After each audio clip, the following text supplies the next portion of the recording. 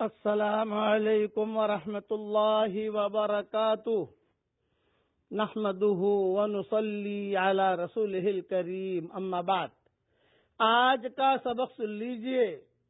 آج کے سبق کی سرخی ہے حضرت محمد صلی اللہ علیہ وسلم کی سیرت، پارٹ نمبر 44۔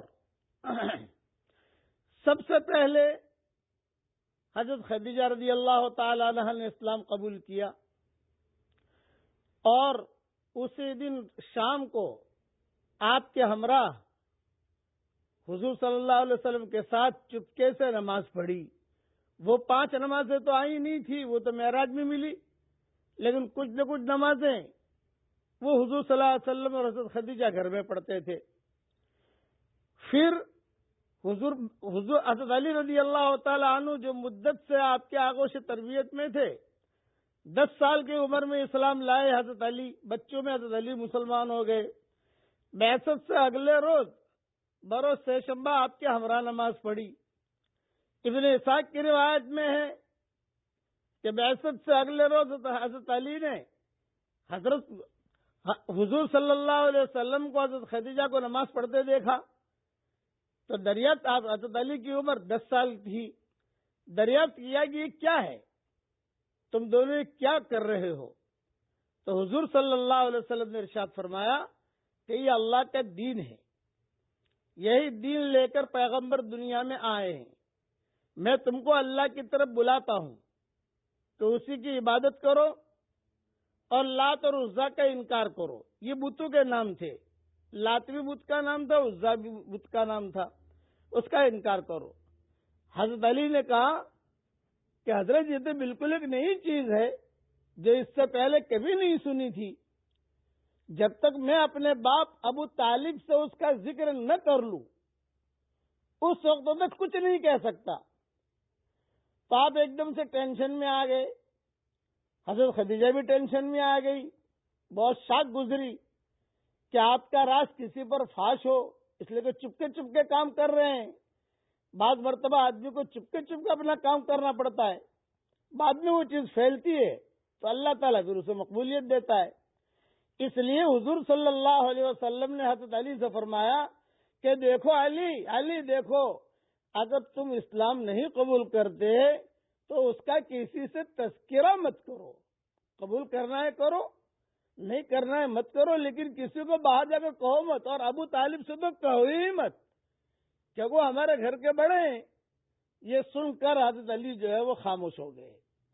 ایک رات گزرنے نہ پائی کہ حضرت علی بار بار آ کر دیکھتے کہ حضور صلی اللہ علیہ وسلم اور حضرت خدیجہ کیا کر رہی ہیں۔ بس وہ آ کر دیکھ کے جھانک کے چلے جاتے، جیسے بچوں کی عادت ہوتی ہے، آ کر جھانک کے چلے جاتے۔ تو روایتوں میں یہ ہے کہ بس ایک ہی رات میں اسلام دل میں ڈال دیا گیا۔ جب صبح ہوئی تو حضرت محمد صلی اللہ علیہ وسلم کی خدمت میں حضرت علی حاضر ہوئے اور عرض کیا کہ آپ کس چیز کی دعوت دیتے ہیں؟ تو حضور صلی اللہ علیہ وسلم نے ارشاد فرمایا کہ گواہی دو کہ اللہ ایک ہے، کوئی اس کا شریک اور پارٹنر نہیں ہے، اور لات اور عزا جو بت ہے ان کا انکار کرو، اور بت پرستی سے نفرت اور بیزاری ظاہر کرو۔ حضرت علی نے کہا یہ بات تو اچھی ہے۔ حضرت علی نے اسلام قبول کر لیا، اور عرصہ تک یعنی 1 سال تک، جیسا کہ بعض روایت میں ہے، اپنے اسلام کو حضرت علی نے ابو طالب سے چھپائے رکھا۔ چپکے حضرت علی حضور صلی اللہ علیہ وسلم اور حضرت خدیجہ کے پاس آ جاتے اور جو وہاں آ کر نماز پڑھتے۔ تو گویا کہ عورتوں میں مجموعی طور پر سب سے پہلے حضرت خدیجہ مسلمان ہوئی، بچوں میں حضرت علی مسلمان ہوئے، اس کے بعد آپ کے آزاد کردہ غلام تھے زید ابن حارثہ، وہ مسلمان ہوئے، غلاموں میں یہ مسلمان ہوئے، اور آپ کے ہمراہ نماز ادا کی۔ اب گویا کہ چھوٹی سی مسجد گھر میں بن گئی، اور گھر میں کون ہے نماز پڑھنے والے؟ حضور صلی اللہ علیہ وسلم ہے، حضرت خدیجہ ہے، حضرت علی ہے، اور زید ابن حارثہ ہے۔ اور ایک روایت میں ہے کہ ورقہ ابن نوفل بھی مشرب اسلام ہو گئے۔ یہ حضرت علی کے خاص لوگوں، حضرت خدیجہ کے خاص لوگوں میں تھے۔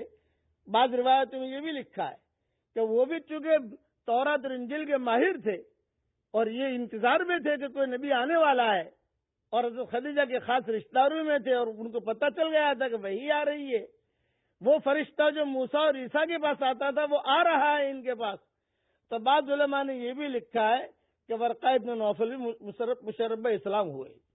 اب حضور صلی اللہ علیہ وسلم باہر نکلے تو حضرت ابوبکر ملے۔